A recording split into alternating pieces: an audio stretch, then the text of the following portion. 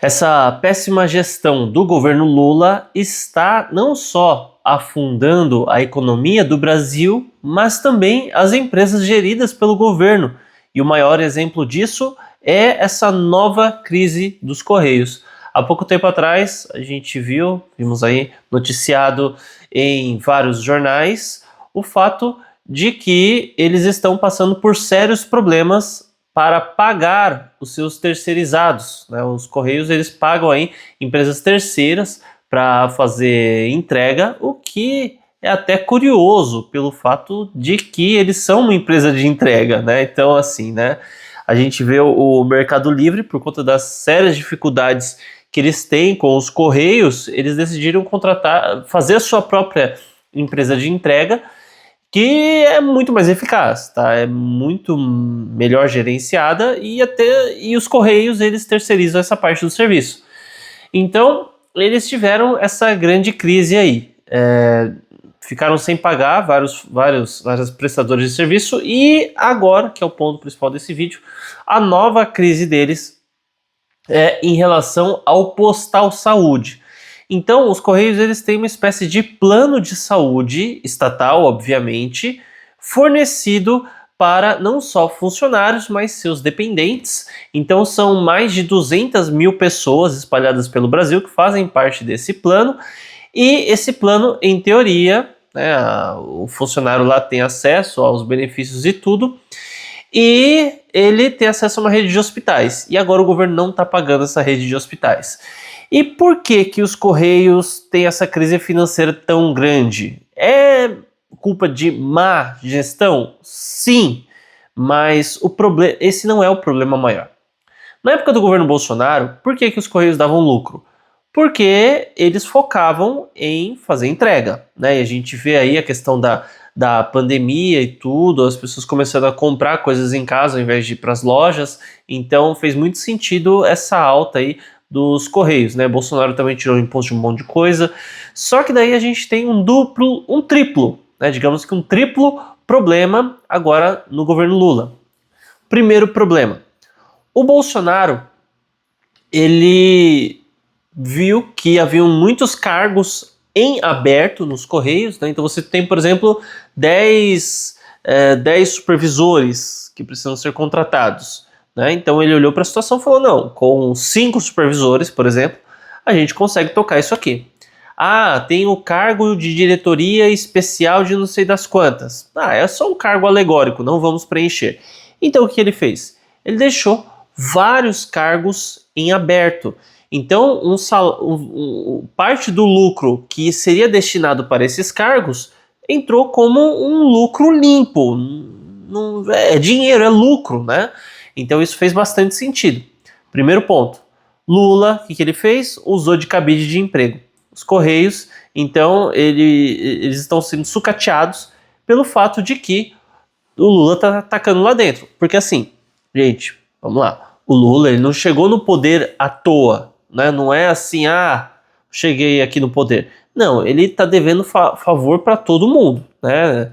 Não sei os pactos que ele fez aí, mas ele está devendo favor para todo mundo. E como que você paga certos favores, né? Ah, você me ajudou de tal maneira, beleza. Então vou fazer o seguinte, eu tenho aqui 5 cargos para te oferecer e você indica essas 5 pessoas para preencher esses respectivos cargos aqui dos Correios. Olha só que maravilha. Então, assim, tem como alguém olhar para essa operação e falar que está acontecendo algo legal? Não, tinha uma vaga nos Correios, essa vaga foi preenchida. Tá precisando de um diretor de não sei das quantas. Daí ele vai lá e indica um amiguinho do PT que ele teria que pagar um valor milionário. Então ele dá esse cargo de diretoria para essa pessoa. É uma forma de pagar. A pessoa fica lá dentro sem fazer nada. Ou até faz alguma coisa que seja, mas os Correios sobreviviam muito bem sem esses cargos, tá? Eu não tô falando de carteiro, não tô falando de atendente, balconista, essas coisas, tô falando altos cargos, né? Esse pessoal aí tá trabalhando, fazendo o trabalho deles tranquilamente. O problema é justamente a alta cúpula dos Correios que está sendo altamente preenchida pelo governo Lula, tá servindo de cabide de emprego. Segundo ponto, essas pessoas são pessoas ligadas ao sindicalismo, ligadas a todo tipo de coisa, menos à função nas quais elas são designadas. Então, a gente teve aí a diretora recente dos Correios, não lembro exatamente o cargo, mas assim, ela era professora e não tinha nada a ver com a área de economia nem nada. E o que aconteceu? Né, ela não entende de gestão, não entende de finanças, estava falindo os Correios. Né, tanto é que o Lula até precisou trocar aí com urgência há um tempo atrás. Então, temos profissionais desqualificados trabalhando na agência. Esse é o segundo ponto. Né? E o terceiro ponto foi a taxação das blusinhas. Então, sabe essa história aí? Que, vamos taxar a Shein, a Shopee, né? E é a empresa que vai pagar, não é o cliente final. Não, é sempre o cliente final. Se o governo vamos supor, eu vendo mouse, né? Tem uma empresa de venda de mouse. O que vai acontecer? Eu cobro R$100 por esse mouse, né? Já incluindo o meu custo, minha mão de obra, imposto, tudo mais, né? Com R$100, vamos supor que R$50 é o meu lucro e R$50 é o meu custo, já incluindo imposto, funcionário e tudo mais. Daí o que vai acontecer? O governo fala assim, então a partir de agora eu vou cobrar um imposto a mais de você, Marcos. Esse mouse que você está cobrando aí R$100, eu vou cobrar R$50 de imposto de você. Por essa lógica, quando você fala que é o empresário que paga o imposto, para o empresário realmente pagar esse imposto, ele teria que só dar o dinheiro na mão do governo. Então, R$50 é meu custo e o imposto anterior, e os outros 50 é a diferença do novo imposto. Pronto, vendi meu mouse de graça. Mas por que cargas d'água alguém trabalharia de graça? Não, o que ele vai fazer? Então você pôs mais R$50? Beleza. Então agora eu vou aumentar o preço desse mouse para R$150. Vou vender menos? Provavelmente.